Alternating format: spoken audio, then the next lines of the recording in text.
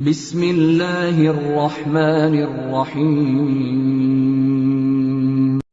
یوسف علیہ السلام نے جیل میں جا کر بھی دعوت توحید کو چھوڑ دیا، وہاں کمپرومائز کر لیا بھی چلو کوئی نہیں، ہوتا جیل ہے نا، ہوتا آزمائش ہے، ہم سارے ٹھیک ہے، تو بھی ٹھیک، میں بھی ٹھیک، وہ بھی ٹھیک، یہ بھی ٹھیک، آج مل کے متحدہ مجلس عمل بنا لیتے ہیں، سارے اکٹھے ہو جائیں گے اس کے اندر۔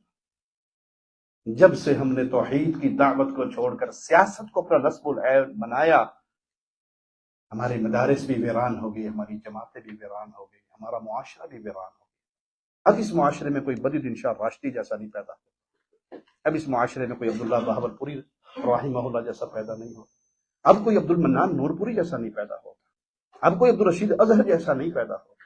کیوں؟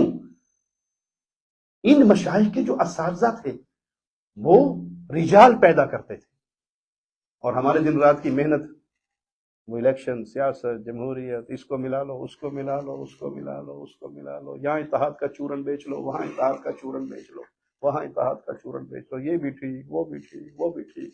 نتیجے میں ناصر مدنی ورگے ٹک ٹاک کری پیدا ہوں گے، وہی ساڑھے اسٹیج سنبھالیں گے، وہی درس بخاری کے خطاب پر بھی پہنچیں گے۔ انا للہ و انا الیہ راجعون۔ یوسف علیہ السلام جیل میں ہیں اور وہاں اپنے ساتھیوں سے کیا کہہ رہے ہیں؟ اَأَرْبَابٌ مُتَفَرِّقُونَ خیر، ایک اللہ کو چھوڑ کر ڈھیری ڈھیری پہ گرنے والوں، یہ اتنے سارے الہ زیادہ بہتر ہے؟ یہ مشکل کشا ہے، یہ حاجت روا ہے، یہ غوث اعظم ہے، یہ بری امام ہے، یہ بری سرکار ہے، یہ غریب نواز ہے، یہ بندہ نواز ہے، یہ بندہ پرور ہے، یہ اولاد دینے والا ہے، یہ رزق دینے والا ہے، یہ شفا دینے والا ہے، یہ فلاح کرنے والا ہے، یہ فلاح کرنے والا ہے، یہ اتنے سارے الہ بہتر ہیں؟ ام اللہ الواحد القہار، یا ایک قہر والا تنہا مالک بہتر ہے؟ کہاں ہیں؟ جیل میں۔ توحید کی دعوت چھوڑ دی؟ نہیں چھوڑ، وہاں بھی جا کر اپنے رب کی وحدانیت کا آوازہ لگا۔ یہ سیاست وہ گندی چیز ہے جس میں داخل ہو کر اہل توحید نے توحید کی دعوت سے 99.9 ہاتھ ہٹا دیا۔ وہ ناراض ہو جائے گا، وہ ناراض ہو جائے گا، وہ ناراض ہو جائے گا۔ اور جب سے یہ ہوا ہے، وہ گئے محمد حسین شیخ پوری رحمت اللہ علیہ جیسی شخصیت ہے، ایک ایک خطاب سے پورا پورا گاؤں اہل حدیث ہوتا تھا۔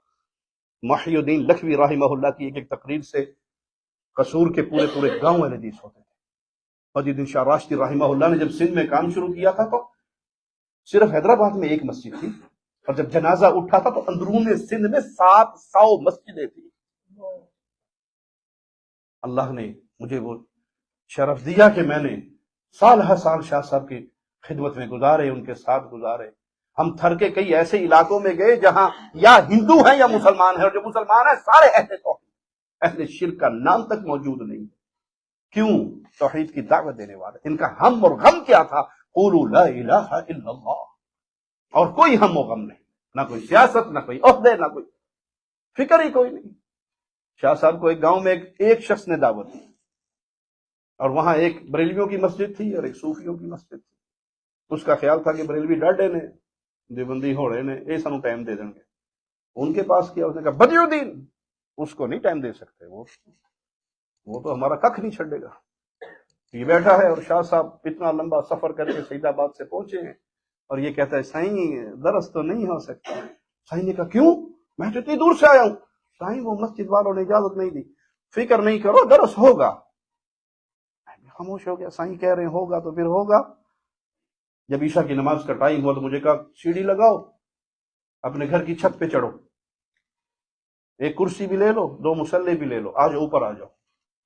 چھت پہ چڑھ کے ہم دونوں نے کہا، سائیں نے جماعت کروائی، ہم نے نماز پڑھی، شاہ صاحب کرسی پر بیٹھ گئے اور مجھے اکیلے سے کہا سامنے بیٹھ جاؤ، اور ان الحمد للہ اللہ کی توحید پہ درس دینا شروع کر دیا ایک بندے کو۔ چھوٹا سا گاؤں تھا، نہ کوئی بجلی، نہ کوئی شور شرابہ، نہ کوئی گاڑیاں۔ شاہ صاحب کی آواز جب توحید کی گونجی، ادھر گھر سے 2 بندے نکلے، ادھر سے 4 نکلے، 5 نکلے، مڑ کے دیکھا تو 15-20 لوگ ہو گئے۔ تھوڑی دیر بعد دیکھا تو 100 ہو گئے، تھوڑی دیر بعد دیکھا پورا گاؤں میرے گھر کے سامنے خالی میدان میں بیٹھا، اور شاہ صاحب نے 2.25 گھنٹے رب کی توحید سنائی۔ 2.25 گھنٹے۔ میں نے اپنی زندگی میں بدیدین شاہ راشدی رحمت اللہ علیہ سے پڑھ کر قرآن پڑھنے والا کوئی بندہ دیکھا ہی نہیں۔ قرآن ان کی زبان پہ پانی کی طرح بہتا تھا۔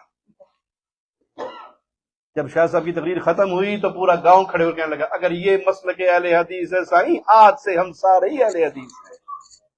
ان کا مقصد تھا لوگوں کے اندر عقیدہ توحید کو پھیلانا، اس عقیدے کو راسخ کرنا۔ یوسف علیہ السلام جیل میں ہیں، آواز کیا لگا رہے ہیں؟